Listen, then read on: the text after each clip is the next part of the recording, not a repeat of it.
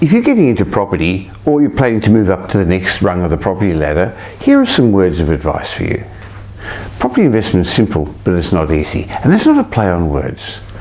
It's not something you should enter into lightly, but for some reason, that's what a lot of people seem to do. They have dreams of making millions out of real estate.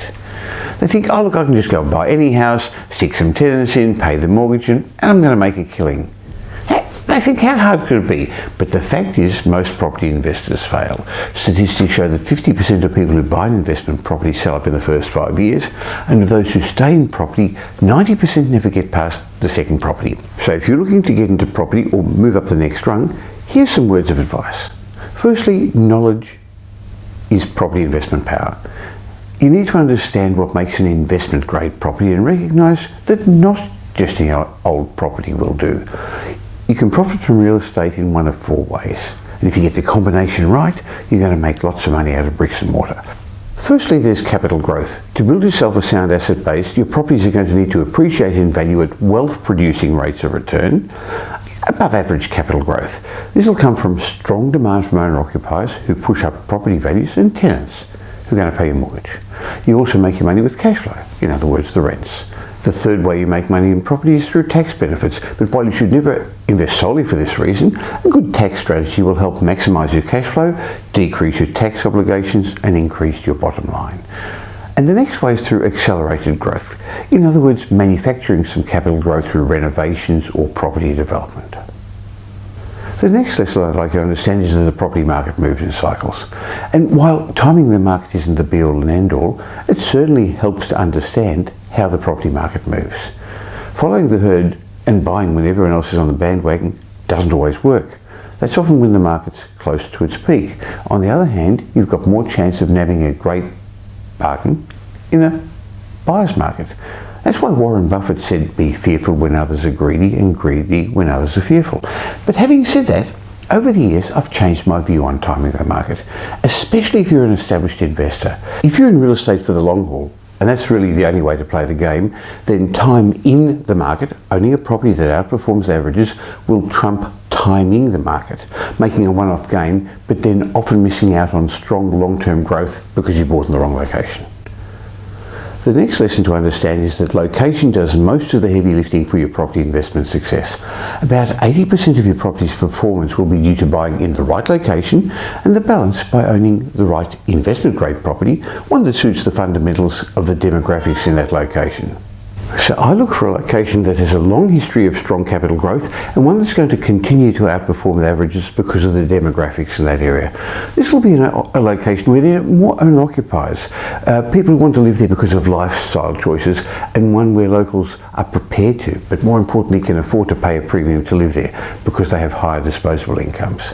Now, in general, these are the more affluent inner and middle ring suburbs of our capital cities. Now, within that suburb, I look for proximity to amenities like public transport, shops, schools, and lifestyle amenities. I also like buying in an area that's going through gentrification, a suburb that's relatively cheap now, but that has good potential for capital growth in the future as a wealthy demographic of people move in.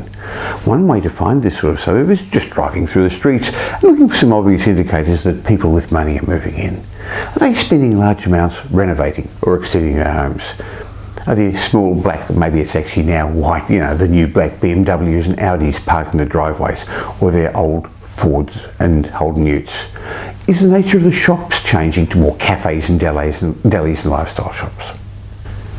The next lesson is that property investment is really a game of finance. So when it comes to real estate, a sound finance strategy is just as important as a sound property strategy. Without a well-rounded understanding of how to maximise your borrowing power, using equity to leverage to build your portfolio, and how to maintain a financial buffer that's going to see you through the difficult times, you're setting yourself up to fail financially. Another lesson I'd like to remind you about is develop financial fluency. It's relatively easy to make lots of money through property investment, but many people still manage to lose it. But if you're financially illiterate when it comes to money, budgeting, balancing your books, how do you think you're going to go when you're managing a multi-million-dollar property portfolio? So you need to be money smart and learn the ins and outs of budgeting, taxation, and the financial advantages you can enjoy as an investor, as well as the best ownership structures for your investments.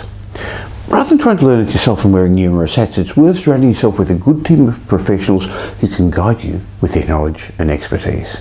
An independent property strategist, a finance broker, an accountant should all be people you rely on to support your investment journey. If you're the smartest person in your team, you're in trouble. And now some final words. I'd like you to formulate a plan by understanding your end game. What do you want to achieve? And then make an investment decision accordingly. I'd also like you to be cautious because you're going to find everyone's happy to give you advice. Rather than listening to well-meaning friends, only listen to people who've achieved the financial independence that you're looking for and maintained it through a number of property cycles. Understand the difference between a salesperson and an advisor. Many salespeople are cloaked as advisors, and while they suggest they're representing you, in fact they're representing the seller or a property developer. So only take advice from somebody who's independent and unbiased, rather than from somebody who's trying to sell you something. And be prepared to pay for advice. I've found good advice is never expensive. In fact, it's much, much cheaper than learning from your mistakes. And I'd also like to remind you that not everything that glistens is gold.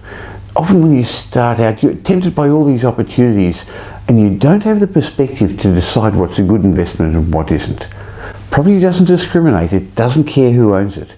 The residential property market is worth well over $6 trillion today, and over the next decade it will increase by billions and billions of dollars. And if you get it right, you can have your share as well. But don't try doing it on your own. Why not get the team at Metropole to have a chat with you? We're independent, we have no properties for sale, but we've got access to every property on the market. So why not contact us at metropole.com.au to review your current investment portfolio or set about putting a plan together for your financial independence.